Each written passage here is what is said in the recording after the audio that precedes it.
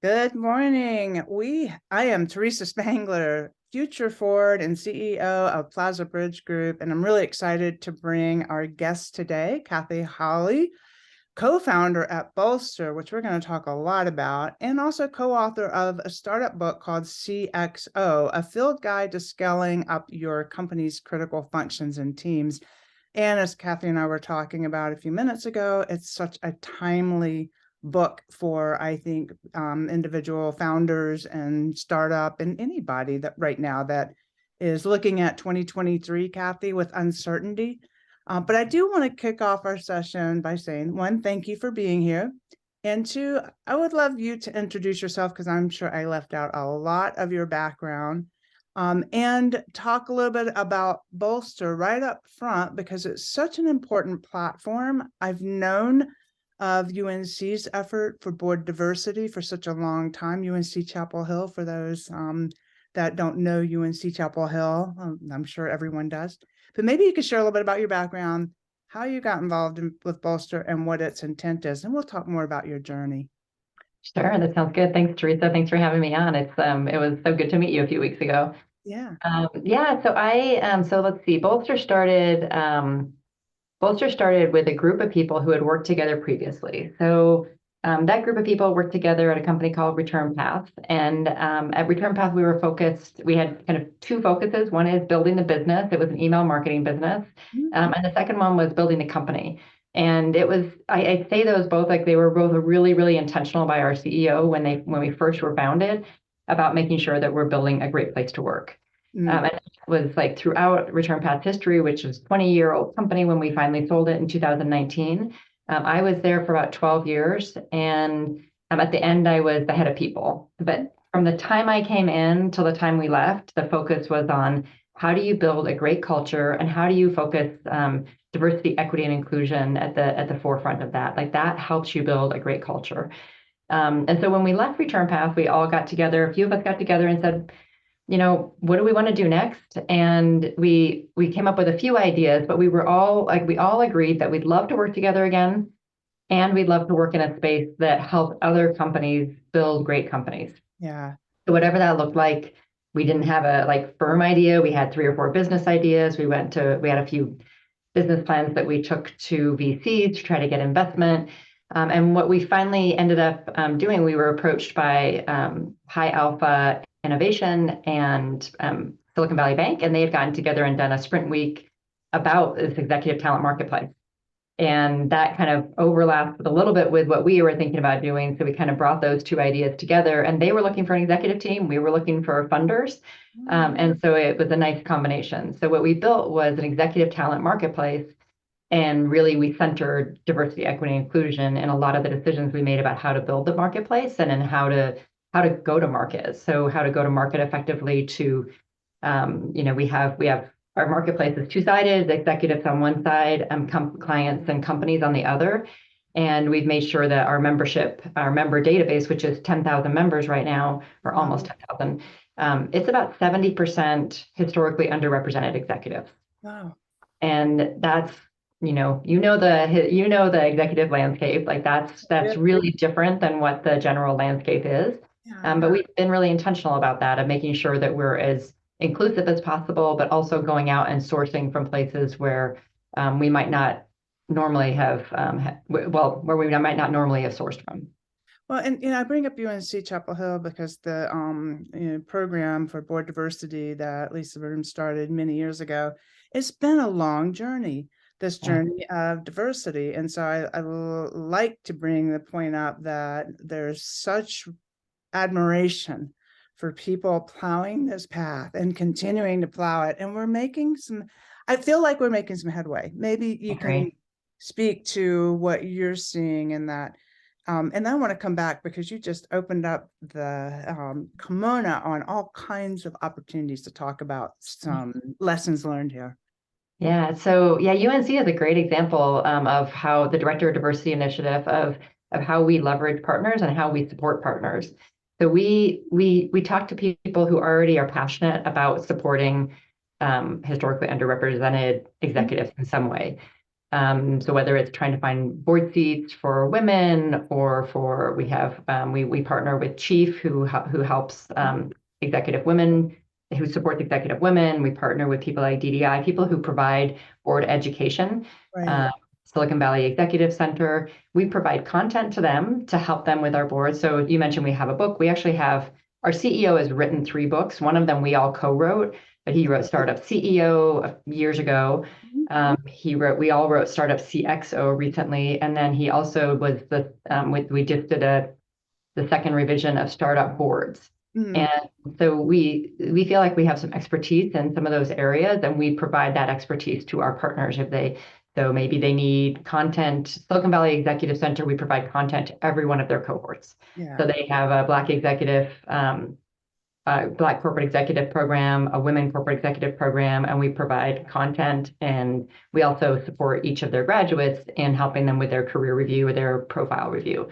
So that's the way we support others who are also working in the same field. We feel like it's kind of one of those, the more we work on it together, the more likely we are all to be successful. So it's not really a competitive thing even if someone is also helping other people find board seats, we still feel like that's a good opportunity for partnership. Oh, absolutely. And you have so many different constituents that you touch, because you're helping startups, you're helping individuals that might be looking for board seats or looking for, is it only board, or are you also working to place CEXO positions? Yeah, it's any executive role. Okay. So it could be a mentor role, it could be a full-time role, it could be a board role, but any executive role. And we kind of think about it as either director or VP and above. Right. We don't do any of the functional. We do almost every function, but nothing kind of below that level. Like that's our focus area is executive. That's awesome. And we will make sure that links are put in the information when we post this so that people can get to you. But I think, so you're reaching out to individuals that have the interest to be participants. Companies also, though. So for the companies, tell us a little bit about how a company or why a company would come to you, and then how would they engage? Yeah. So generally company would come to us often if they're looking for diversity, if they're looking to diversify their executive team or board. But they might also just come to us because they need an executive and they want to do it. Maybe they don't have either the money, the time, the resources to go through an executive search firm, or they just want an alternative to that. Okay. They're VC. We have a lot of VCs who are partners, so their venture capital might say to them, "Hey, here's a good way for you to get good candidates." So that's how they find us, and then we'll help them through the process. So we're a marketplace, and kind of like Airbnb, an executive CEO could come on, find someone directly through the marketplace, and not even ever speak to someone. So that happens for us where we're maybe they want a mentor role or a fractional CFO or a fractional head of people. They can do that all directly online, or one of us can help them find the right person in our marketplace and do some of the outreach for them. So we have kind of everything from help yourself to we'll totally take on your role and include and source for you in our marketplace and outside our marketplace. So we have kind of a spectrum there of services we offer. But that's generally how they hear about us, is through their VC, or they might have heard about us through their HR person who knows about us. Yeah. And my experience has been, when the world gets tough, the tough get going. And in an economy, in some ways, we've had this high growth for a lot of companies and things are now challenging. Are you seeing the interest for more strategic roles in the company, or maybe, I don't want to say replacing, but adding or putting on executives that have experience in these times of uncertainty? Yeah, that's a great question. I think it's really important when people start to say they want someone who's been through something similar previously. Yes. So we're seeing a little bit of that. I think we're also going to start seeing a little bit more people being open to more fractional roles. Yeah. So if you're an early stage startup and you're 50 people, you might not need a full-time head of people. Right. You do need someone to help you build the great culture and hire the right people and do those kind of things. But maybe you need someone fractional. So it gives you an opportunity to get really good experience, but not pay for a full-time person. And then it gives the individual opportunity to work in a, maybe you don't want to work full time right now, or maybe you want some flexibility. There's a lot of people who are making different choices now than they might have made a few years ago about their career. So I think it's a really good opportunity right now where it comes like executives who are interested in working flexible hours or flexible with multiple clients maybe, and companies who are interested in people who are part-time or maybe just interim while they wait for someone else, or maybe even doing a mentor role. So I Right. think it's more openness to that now than there has been in the past.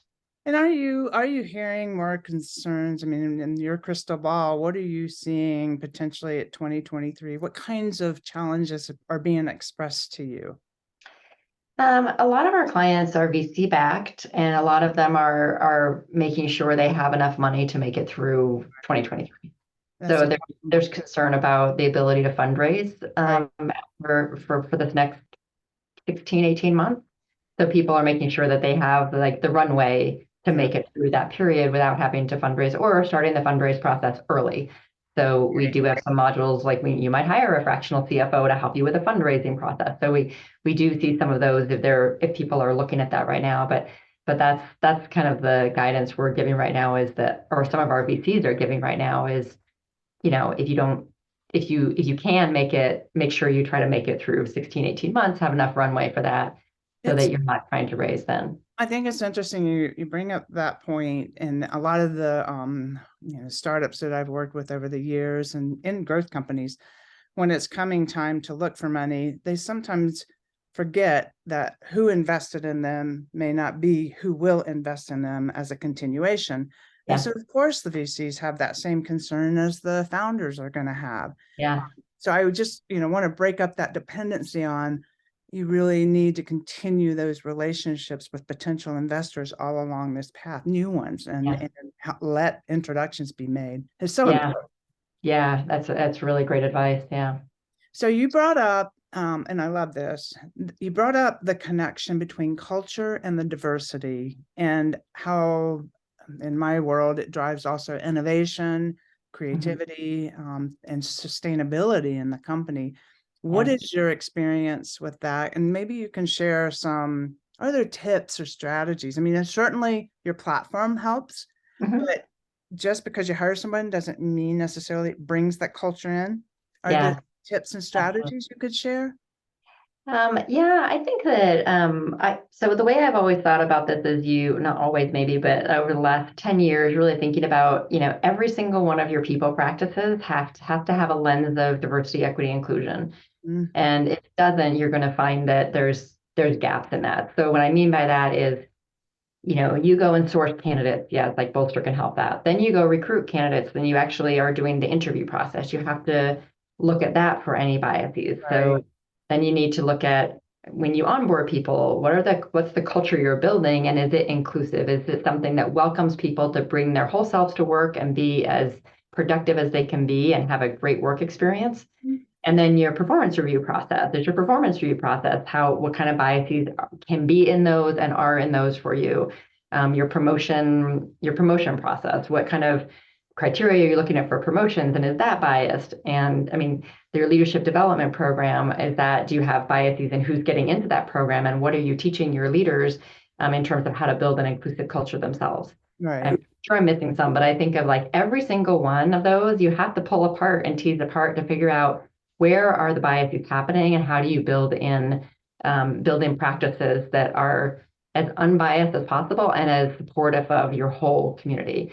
And I'll give a couple examples. Like on our leadership program, once a return path, we had a management development program that we were to the point where we could start saying, okay, now we're going to do for future managers. Okay, you're not a manager yet, but you may be one in the future. And one of our cohorts, the nominations were like 80% men. I'm Mm, like, well, why is that? And it turns out and I went back to the managers and asked them questions, and they say, well, yes, we think she could be a manager, but she's not interested in it. And there's just these things like, oh, you need to help sponsor someone to help them understand, like, what does it mean? What support are you going to get? So every single process needs that level of kind of care and evaluating what's the data telling you, and then what are the things that you could do to influence that. And I And it's ongoing.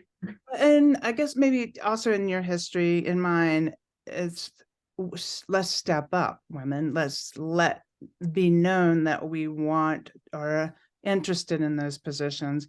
I think that's also a potential help if we are more vocal about it in a good way, not blatant, but Yeah. certainly showing that our interest is there. Yeah, absolutely. I mean, I do believe that you should change the system first and not require every individual to change. Yeah, And you can help people with communication and presentation and being confident very good point. in having a strong voice and making sure they're not penalized for having a strong voice, because often women are penalized for having a strong voice. So you need to create the system that doesn't penalize them for asking for what they want. Yeah. And then and continue to reinforce that, because then you're going out to the broader society where maybe you are penalized for, asking for what you want. So it's definitely a, multi-pronged approach to success. One of the stories in leadership development programs that I've led, I think one of them was Madame Albright was the when she finally made it to the position that she dreamed of, she stepped into the room and the first person that walked up to her asked her if they would go get coffee, if she could go get coffee for him. Oh my gosh. It's like, Isn't that amazing? You think of someone like that who you're like, how could anybody assume? But right.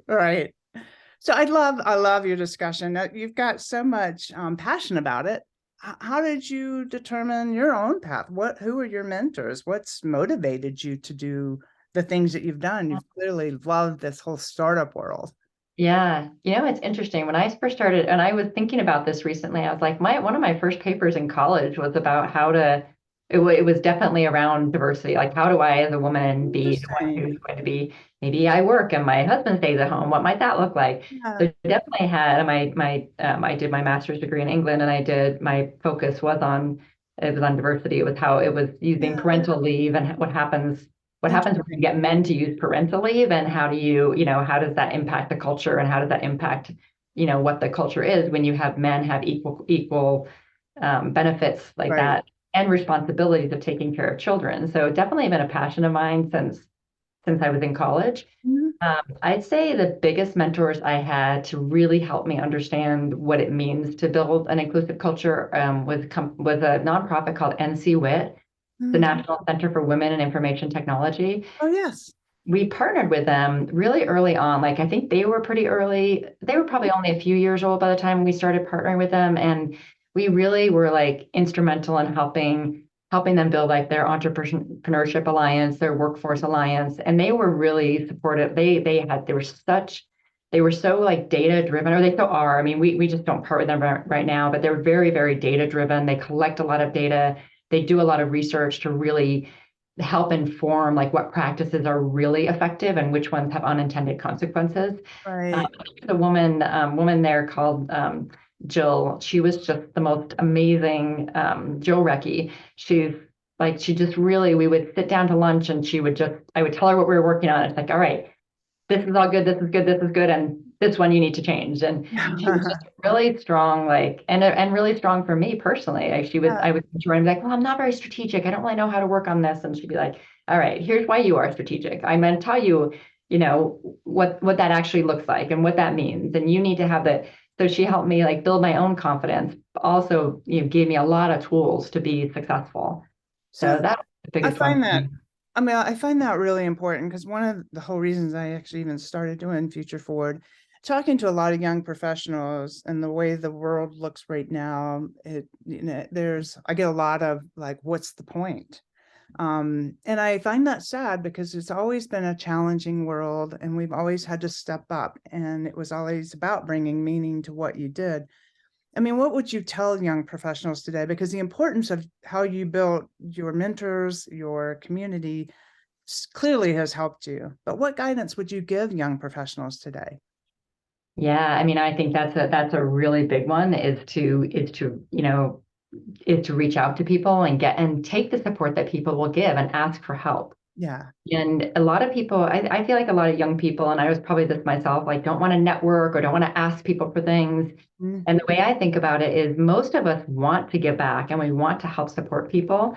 And it just requires asking. Yeah. I mean, I have two women that I've mentored for a long time, young women, and I love doing it. One of them I meet with every other week, or we probably end up meeting once a month by the time things happen. But I just love watching her career grow and her grow personally. But it is hard. Like I talk to my daughter about this type of thing once every couple of weeks, probably. She might have a situation at work where she's Yeah, struggling because she's experiencing some type of bias in the workplace, sure. and it's hard to see that it still happens. And I go with you as well. It's like you still have to be hopeful and still push forward because we are making change. It Yes. might be incremental. It might not be as fast as we want, but we are making change, and we need to keep doing it for the people who are behind us. And I think it's the hardest decisions. You don't realize it when I think sometimes you're young, but if those biases don't go away, it's telling you something. And so even as hard as Yeah, it might be, maybe it's not the place for you. And yeah, so you'll find, I mean, that absolutely. like one door closes, close it yourself and open up another one. That is absolutely true. I 100% believe that. And I've seen that happen multiple times where, yeah, if it's not the right environment and you're banging your head against a brick wall, Yeah. it's time to move on. Yeah. So in terms of the talent you're looking for and the experiences, is there a particular profile or, I guess again, that goes back to trends. Are there certain things like, people that have been through it before that you see more requested than not maybe right now? Yeah, and this is probably a little bit about our client base right now, although, we can provide executives for any type of client, but a lot of our clients are VC-backed companies. Mhm. A lot of them are looking for someone who's been through the next level of scale from where they Right, are. right, So if they're a $10 million company and they're like they have product market fit, but they're looking to scale, they want someone who scaled something in their industry or in an adjacent industry. So I'd say that's what we're seeing more often than not. Although sometimes in board seats, we're seeing that, you could have, they look for someone who has the persona of their customer. right. So I sell into large retailers, then maybe find someone who's been part of a large retailer to be part of my board. Right. On the executive team, I'd say it's more likely to be someone who's been in a startup one level ahead of where you've Right. been. How Um, important is board diversity? I mean, we're biased. We have a lot of people who come to us because they want to diversify Mhm. their boards. But I think we fill 40 board roles, and I think of those, like 35 of them have been historically underrepresented executives. It's wonderful. So I need to go find the data again just to confirm. I haven't looked at it in a couple months, but it's so we're seeing that there's a lot of focus there. Yeah. Um, but I'd say we also see that people don't move very quickly on board seats. There's not a lot of opportunity for a lot more diversity. So in private boards, the diversity really comes from independent board directors. It's not Right. as likely to come, generally if someone is your VC, they're going to get a board seat. So we are seeing VCs give up board seats to create independent roles, and we're seeing boards create more independent roles. And those are the opportunities that we try to, get independent directors into, or diverse independent directors into, because that's the opportunity to really diversify from our perspective. Like VCs could also diversify their, who they put on boards, but that we don't really have influence over that. We do have influence over the independent, and Right. encouraging people to create independent board Yeah. seats is a big focus for us as well, because we really believe in the data shows that if you have more independence, you're more likely to be more successful because you have a diverse board. You have board members who are operators who they've been a CMO of a large company. They've been a CRO of a company at the next stage. They can add that value that maybe an investor doesn't have. Yeah. Give me one of the most struggling times you had and how you worked through it. Good question. Um, I was thinking about your mentor question before, and I don't know if this is a struggle as much as it was. My current CEO, who was also my former CEO, Yeah. I'd say that anytime that I didn't have the confidence in myself to take on like the next role or do the next thing, he would be the one who would push me more to show me that he saw me like that and he saw me in that role, and to give me feedback when it was things I needed to work on. So there was one particular, I was in a board meeting. We started a nonprofit. based on a program we'd run at Return Path. It was called Path Forward. But Mhm. we started that nonprofit in 2014, and I was on the board of Path Forward. And on that board was like Brad Feld, Oh, big sure. investor, Big, big. Joanne Wilson, who's really big in New York, Mhm. Black, who had been a pioneering woman or who was a pioneering woman in media, and Raj. And like Raj was running, he was in the Aspen Institute at the time. And like Mhm. I was like, I'm only here because I started the program at Return Path. I'm not here because that was my. And one day Matt brought me in and said, all right. He just like the next morning after a board meeting, he sat me down in his office. He's like, okay, I don't like how you showed up in the meeting last night. He might not have been quite this direct, but he was very direct. You're on the board for a reason. You need to have a voice.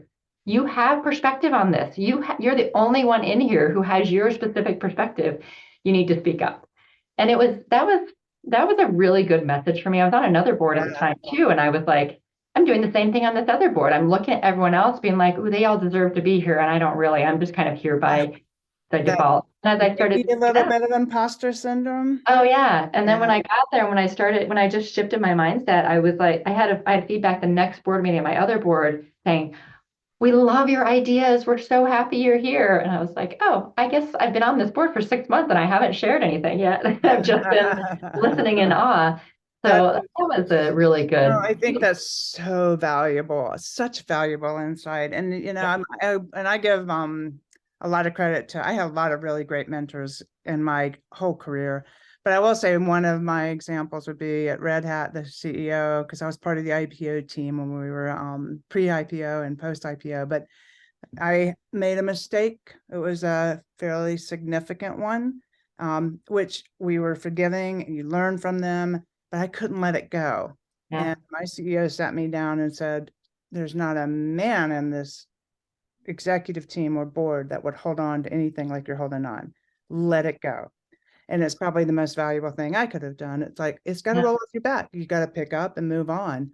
Uh, yeah, so don't dwell on it. But I love these stories. I think they're very helpful, especially for young women, young men, young professionals, but especially yeah. for women. And I So think part of that, like that's part of my guidance too to young women is be open to feedback as well. right. Because if you're open and people are willing to give you feedback, Yeah. it's amazing what other people see and you don't see yourself. And the Yeah. faster you get that feedback, Yeah. the more likely you are. And most people are giving constructive feedback. Like it's not like negative feedback. It's really like helpful Right. if you're open to it. And Right. the more you're open to it, the more likely you'll get that as early as you can get it. Yeah. And I think, you start to recognize if you take it the first time, you start to recognize that is helpful and intentionally, and the intentions are good versus, Yeah. yeah, sure, Yeah. there's the other side, but it's probably rare. And so we shouldn't take all good criticism and throw it Yeah. out the window. I Yeah. totally agree with you. Great feedback. So Yeah. well, no, I love the like the drive. And so something in your childhood had to have opened you up to all of this interesting world that you've put yourself into. Oh, interesting. Yeah, I don't know. I'd say my family was always very supportive. Yeah.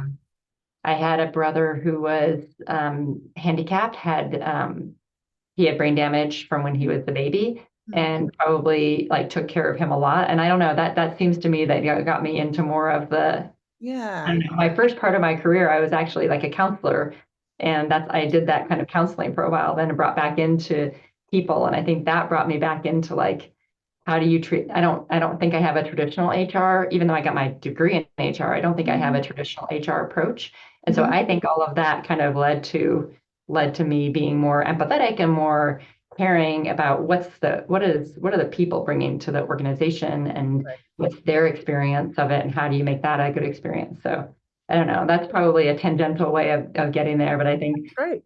my Now it two. leads me to the next question. How do what's your take on, or, maybe let's look at the people side. How do you blend the challenging times that CEOs are going through right now, having to look at their, teams to say, we're going to have to reduce, versus the empathetic side of that? How do you help the people? And sometimes it's just, are we all going to be Elon Musk? Do you have to all cut like that, or is there a human way to do this?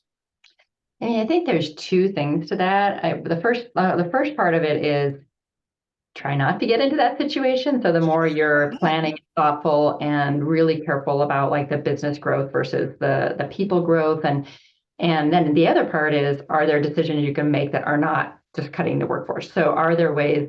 One time at Return Path, we did a place where we said, I think it was 2008. We're like, all right, what are we doing? We're out over our skis. We can't afford. We can't. We cut all. We had no pay increases. We kind of had some pillars of like we're going to try not to cut people or Right, benefits or pay. And then we did a bunch of things around that. No one travel. We cut all like strain, and we made it through that without doing any layoffs. Further right, on, we did do some layoffs. So then there's a piece of how do you do layoffs in a way that is people focused. right.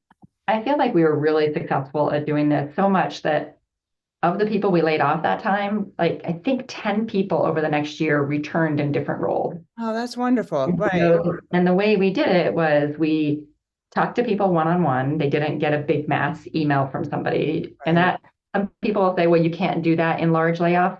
Mhm. You absolutely can. There is absolutely a way you can do it, even if it's a 15-minute conversation. Right, And then we had creative packages. So we didn't say today's your last day to anybody unless they said, I want today to be my last day. right, But right. we did say, here's what transition looks like.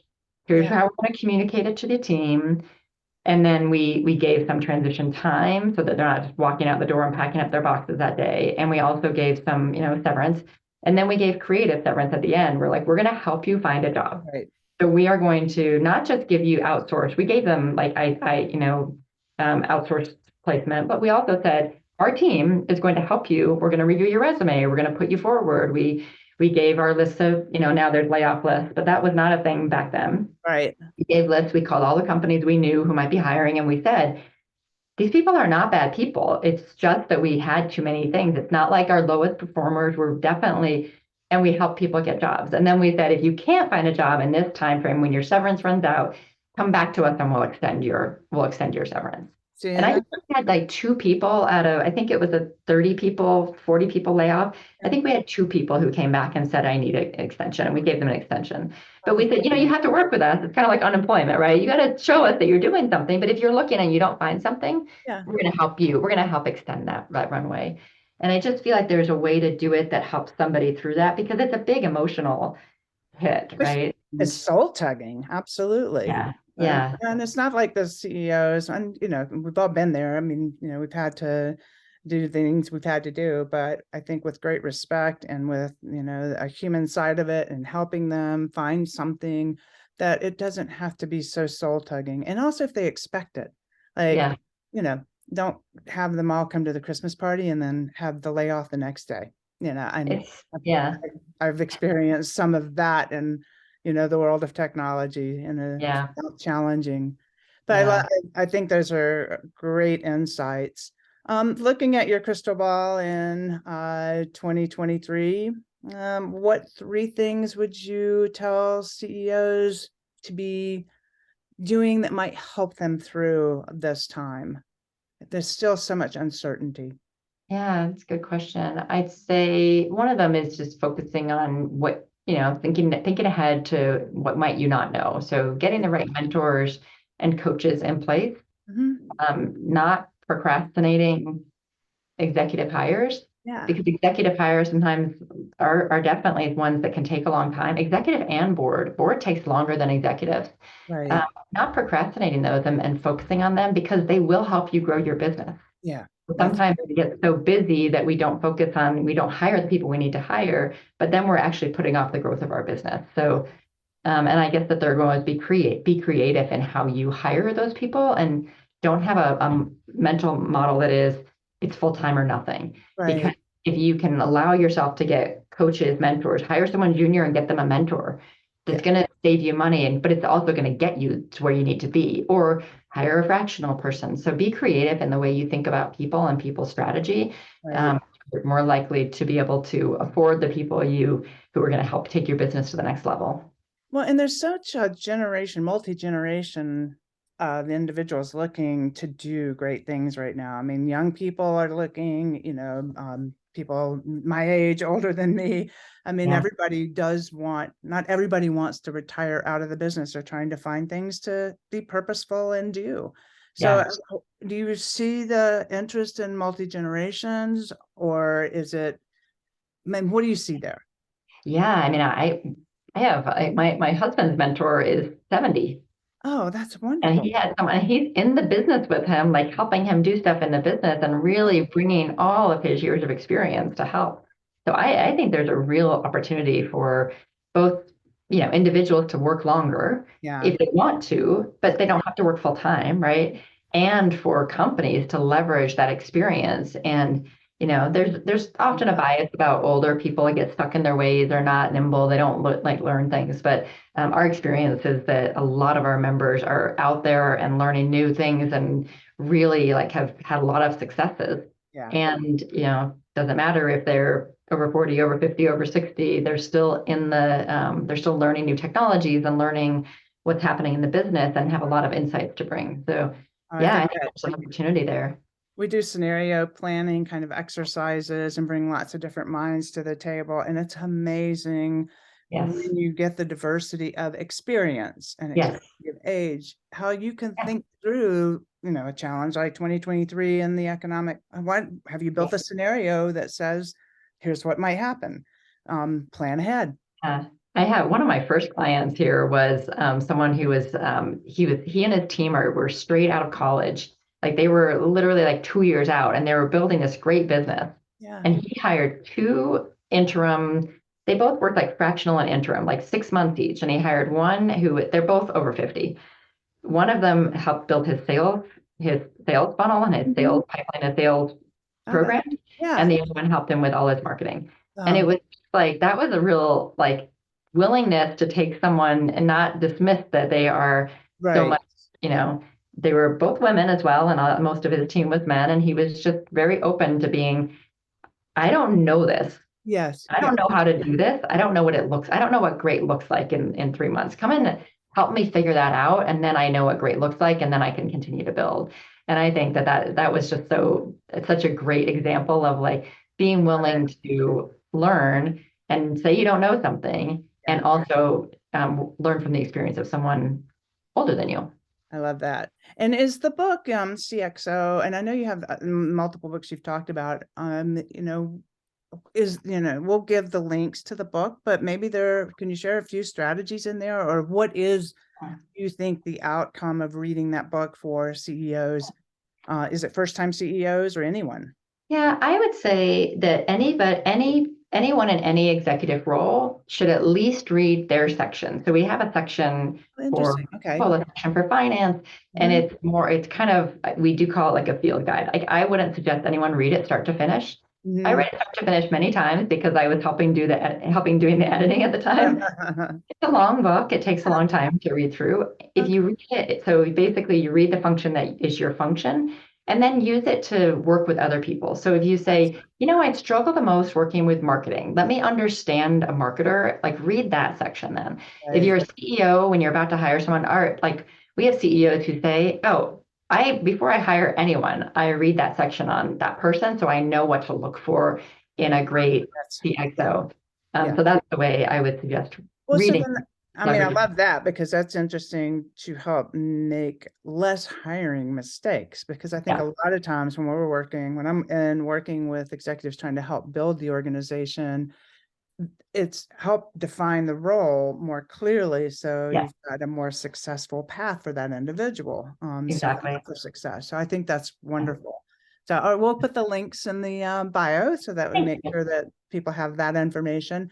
Any last comments or anything that I've left out that you want to share? No, I don't think so. I just appreciate, I feel like you're very curious and interested. I appreciate us being connected, which I think happened from CEO X It did. and Luann from Abrams, she was BDI. wonderful. Yes. Yeah, all in that space. And I just love like women helping women and people helping each other. I think that I appreciate that.